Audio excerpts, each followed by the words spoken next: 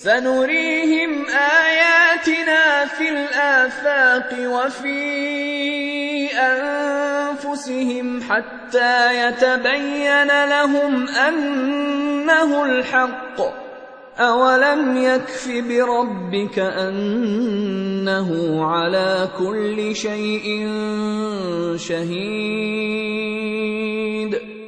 We will show them our signs in the horizons and within themselves until it becomes clear to them that it is the truth. But is it not sufficient concerning your Lord that He is over all things a witness?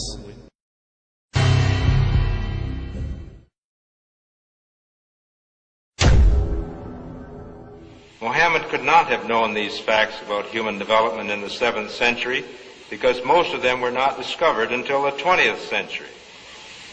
This is a leech, and this is the human embryo, about 23 days. I think you have to agree that the similarity between these structures is amazing. The key word in both is al-Ghaib. At this stage is known to no one except Allah. The rapid growth and dramatic changes which occur after the bones have been clothed by muscles have been mentioned in the Holy Quran 1400 years ago. Surah 79, Ayah 32 states, also in the context of creation, and the mountains hath He firmly fixed. Similar mention of mountains is found in several other surahs. It is permissible to interpret this to imply that mountains are rooted and that modern geophysics has established deep crustal roots for the axial parts of mountain systems at converging plate boundaries. We need research into the history of early Middle Eastern oral traditions to know whether, in fact, such historical events have been reported. If there is no such record, it strengthens the belief that God transmitted through Muhammad bits of His knowledge that we have only discovered for ourselves in recent times. Thinking of many of these questions and thinking where Muhammad came from, he was after all a Bedouin.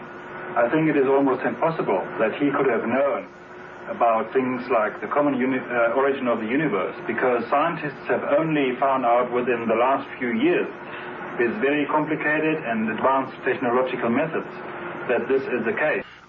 Somebody who did not know something about nuclear physics 1400 years ago could not, I think, be in a position to find out from his own mind, for instance, that the earth and the heavens had the same origin, or many other of the questions that we have discussed here. I find it very interesting that this sort of information is in the ancient scriptures of the Holy Quran, and I have no way of knowing where they would come from, but I think it is extremely interesting that they are there and that this work is going on to discover the meaning of some of the passages. Well, I would think it must be the divine being.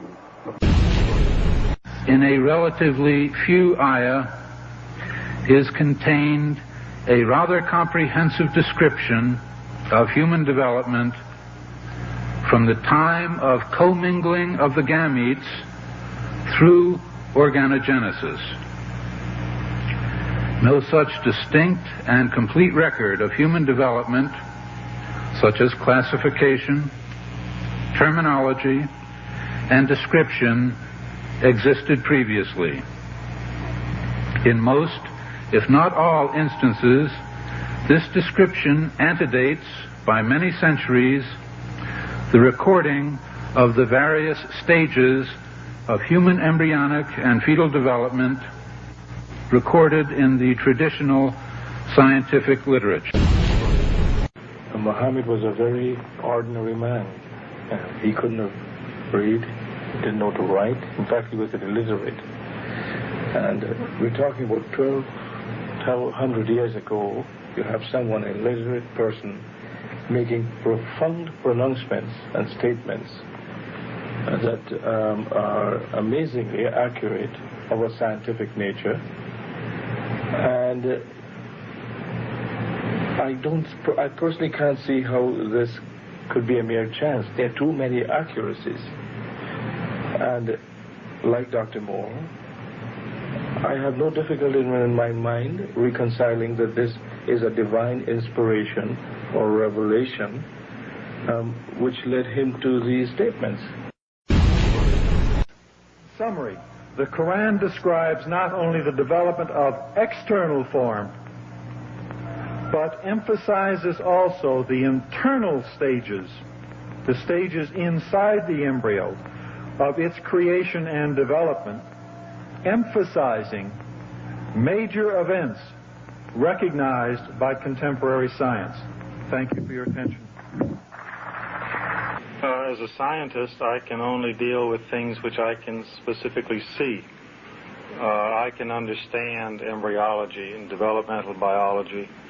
I can understand the words that are translated to me from the Quran. As I gave the example before, if I were to transpose myself into that era, knowing what I do today and describing things, I could not describe the things which were described. I see no reason, I see no evidence for the fact to refute the concept that this individual, Muhammad, had to be developing this information from someplace. So I see nothing here in conflict with the concept that divine intervention was involved in what he was able. Actually, I'm very much impressed by finding true astronomical facts in Quran. And for us,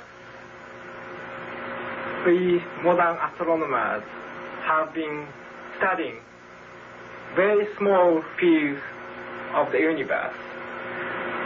We concentrated our efforts for understanding of very small parts, because by using telescope we can see only a very few parts of the sky without thinking whole the universe. So by reading Quran and by answering to your questions, I think I can find my future way for investigation of the universe.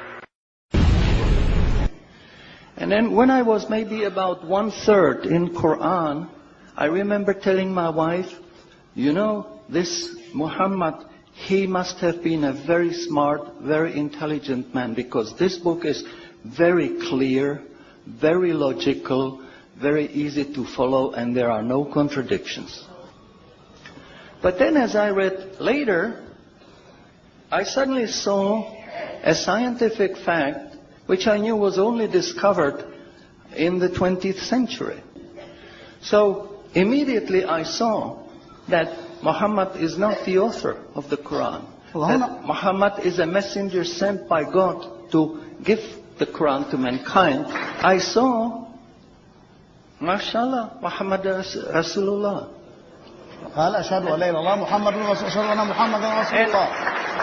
So I said, mashallah, I'm a Muslim.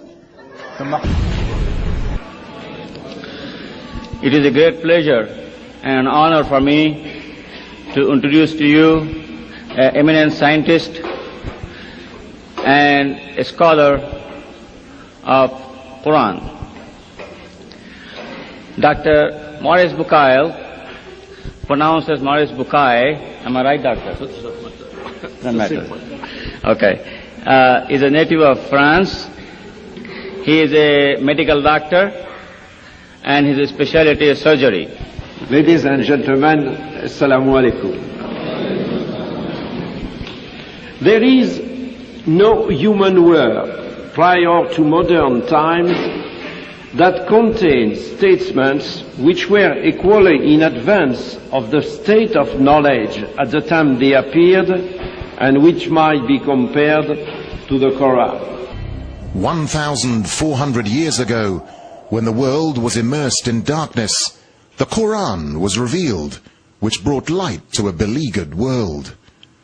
And whereas the earlier books came with many scientific mistakes, due to the hand of man having delved into them, the Quran had none of these contradictions. The world thought there could be no reconciliation between religion and science. But the Quran mentioned many scientific facts in great detail, like how a human being developed in the mother's womb, and described other scientific facts which amaze the world's renowned scientists and scientific community.